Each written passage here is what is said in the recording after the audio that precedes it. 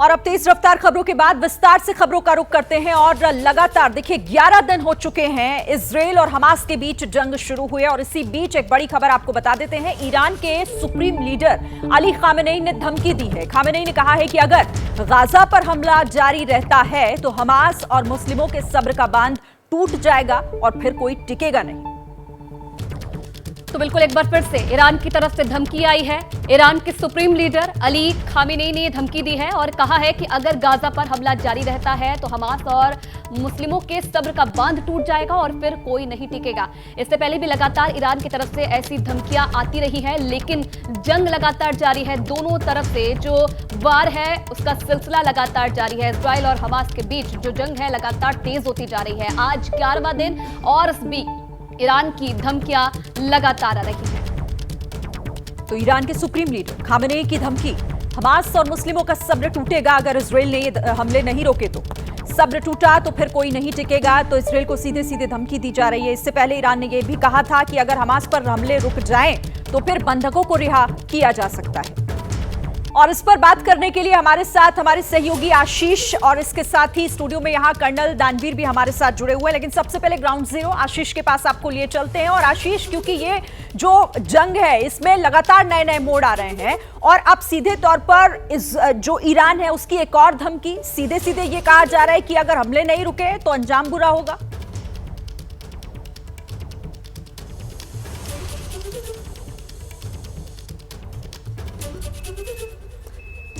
अच्छा, आशीष से हमारा संपर्क टूट गया, उनसे हम फिर से जुड़ने की कोशिश करेंगे क्योंकि ग्राउंड जीरो पर है वो। कई बार नेटवर्क इश्यूज वहां से आते हैं, लेकिन बड़ी खबर है ये, इजराइल लेबनान में भी अब ये तनाव जो है वो बढ़ता हुआ दिखाई दे रहा है। आयुषी बिल्कुल, और एक बार फिर से आशीष हमारे साथ यहां पर जुड़ गए हैं। आशीष, एक तरफ तो इजराइल पर लगातार हमास की तरफ से अटैक किया जा रहा है, वो जंग और तेज होती जा रही है। दूसरी तरफ हम देख रहे हैं कि लेबनान की तरफ से भी लगातार हमले किए जा रहे हैं इजराइल पर।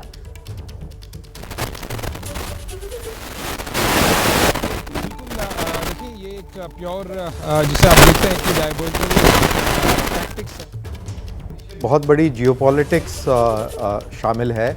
प्रेशर इजराइल के ऊपर बिल्कुल बनाया जा रहा है और ये ईरान, चीन और रशिया की तरफ से ऐसा लग रहा है कि ये जियोपॉलिटिक्स का विस्तार किया जा रहा है और हमास और हिजबुल्लाह इसके फ्रंट लाइन फाइटर्स हैं। इज़राइल के ऊपर ये हमले करना और उसके बाद इज़राइल को इस पूरी जंग में, अमेरिका को इस पूरी जंग में घसीट के लाना, ये कहीं ना कहीं एक बड़े प्लान के तहत प्रतीत हो रहा है और वो सामने दिखता भी नज़र आ रहा है। जिस तरीके से पूरी दुनिया के अंदर अलग अलग खेमाबंदी हो गई है और ये पूरी की पूरी लड़ाई दरअसल देखा जाए तो इस्लाम मुस्लिम वर्सेस रेस्ट बनाने की कोशिश है और देखते हैं कि ये किस तरीके से ये आगे चलेगी। लेकिन जो भी है बहुत ही गंभीर सिचुएशन जो है कैसे आगे ये बढ़ती है, बिल्कुल देखने वाली बात है। एक और बड़ी खबर अपने दर्शकों को दे दें, इजराइल की सेना का नया बयान सामने आया है। आईडीएफ के प्रवक्ता ने कहा है कि सेना हर फ्रंट पर युद्ध के अगले पड़ाव के लिए तैयार है। तो देखिए, ग्राउंड ऑपरेशन शुरू करने की तैयारी है और अब आईडीएफ के प्रवक्ता ने यह कहा है कि जो सेना है वो हर फ्रंट पर युद्ध के अगले पड़ाव के लिए तैयार है। इस पर आशीष से हम अपडेट ले लेते हैं। आशीष, क्या तैयारी, सेना का बयान सामने आया इजराइल की तरफ से?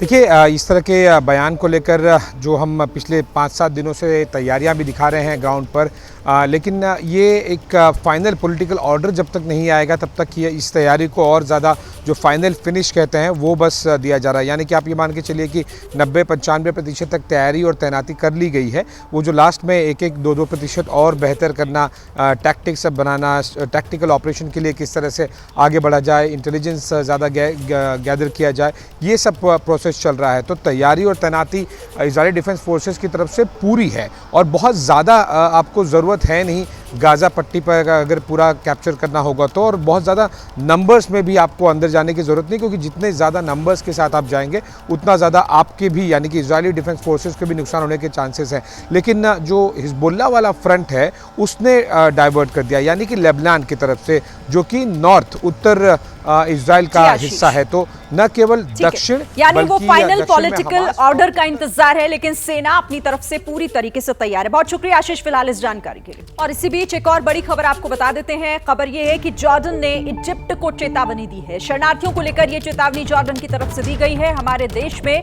जबरन शरणार्थी ना भेजे इजिप्ट।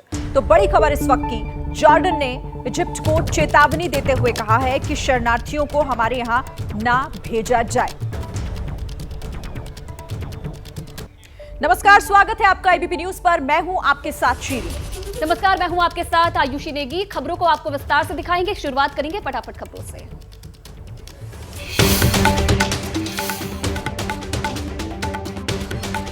मध्य प्रदेश विधानसभा चुनाव के लिए कांग्रेस का घोषणा पत्र जारी। 106 पेज के घोषणा पत्र में यूथ, किसान समेत सभी वर्गों को साधने की कोशिश, जातीय जनगणना कराने का भी वादा।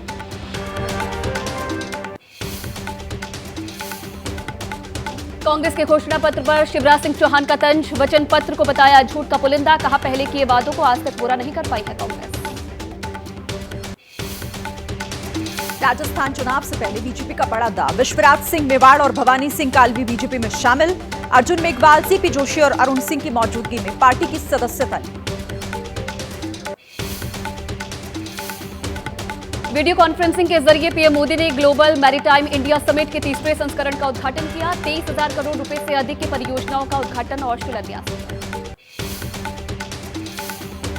समलैंगिक शादियों को सुप्रीम कोर्ट से कानूनी मान्यता नहीं, शादी का अधिकार मौलिक अधिकार नहीं। कोर्ट ने कहा, सरकार समलैंगिक जोड़ों की चिंताओं के समाधान के लिए कमेटी बना सकती है। आइजोल से राहुल गांधी का बीजेपी पर हमला। कहा, जेडपीएम और एमएनएफ पार्टी बीजेपी और आरएसएस के लिए मिजोरम में एंट्री करने के साधन। कांग्रेस पूरी तरह से बीजेपी के खिलाफ। कांग्रेस के पूर्व विधायक कुलबीर सिंह जीरा को 14 दिनों की न्यायिक हिरासत में भेजा गया। बीडीपीओ के दफ्तर में जाकर बदसलूकी करने का आरोप। 5 दिनों का होगा बिहार में विधानमंडल का शीतकालीन सत्र। 6 से 10 नवंबर तक चलेगा सदन। जातीय जनगणना समेत कई विधेयकों पर चर्चा होगी।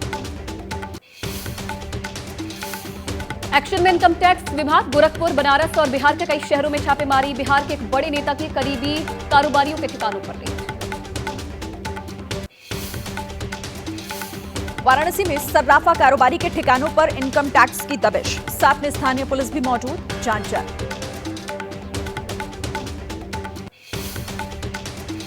गोरखपुर में स्वर्ण कारोबारी हनी ज्वेलर्स के कई प्रतिष्ठानों पर आयकर टीम का छापा। कागजात और ब्यौरा खंगाल रही है टीम। कारोबारियों में हड़ताल।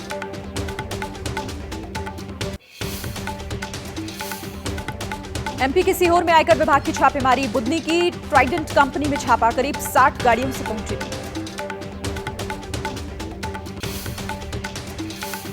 बिहार के मुजफ्फरपुर जिले में बाइक सवार 2 बदमाशों ने किया छात्र का अपहरण। पुलिस आरोपियों की तलाश में जुटी। मुंबई में क्राइम ब्रांच को बड़ी कामयाबी। एक बड़े ड्रग्स सिंडिकेट का भंडाफोड़ किया। 16 करोड़ रुपए की 8 किलो एमडी ड्रग्स बरामद। 2 आरोपी गिरफ्तार। राजस्थान के पाली में तस्कर और पुलिस के बीच मुठभेड़। पुलिस की जवाबी कार्रवाई में एक तस्कर को गोली लगी। एक मौके से फरार होने में कामयाब रहा। यूपी के मेरठ में मकान में जोरदार धमाका। धमाके से पूरा मकान हुआ जमींदोज। घर में अवैध तरीके से बनाए जा रहे थे पटाखे। हादसे में 4 लोग गंभीर रूप से घायल। जम्मू के रणबीरेश्वर मंदिर का एक हिस्सा ढहा। एसडीआरएफ की टीम मौके पर पहुंची। मलबा हटाने का काम जारी। जम्मू, कठुआ, पठानकोट में 8 अलग अलग जगहों पर ईडी की छापेमारी। आरबी एजुकेशनल ट्रस्ट के खिलाफ दर्ज पीएमएलए केस में हुई कार्रवाई। यूपी के लखनऊ में महिला चोर गैंग ने शोरूम से चोरी की ज्वेलरी। सीसीटीवी में कैद हुई महिला चोर। पुलिस ने दर्ज की शिकायत। तेलंगाना के करीमनगर में वाहन चेकिंग के दौरान एक वैन से मिले 2 करोड़ 36 लाख रुपए। भारी रकम की सही जानकारी न मिलने पर पुलिस ने आईटी विभाग को जानकारी। गुरुग्राम के मानेसर में कंपनी के मैनेजर की हत्या का खुलासा। साथ ही कर्मचारियों ने मैनेजर को अगवा कर उतारा मौत के घाट। पुलिस ने 3 आरोपियों को किया गिरफ्तार। 4 दिन तक बंधक बनाकर करते रहे टॉर्चर। एमपी के टीकमगढ़ में ट्रक और स्कूटी में टक्कर। हादसे में पुलिसकर्मी की मौत। गिरफ्त में ट्रक ड्राइवर। केदारनाथ में बर्फबारी के बीच हेलीकॉप्टर का उड़ान भरने का एक वीडियो वायरल हुआ। मौसम खराब होने की वजह से फंसा हेलीकॉप्टर। जम्मू कश्मीर के उधमपुर में भारी बारिश के चलते हुआ लैंडस्लाइड। जम्मू श्रीनगर हाईवे हुआ बाधित, रास्ते में फंसी कई गाड़ियां।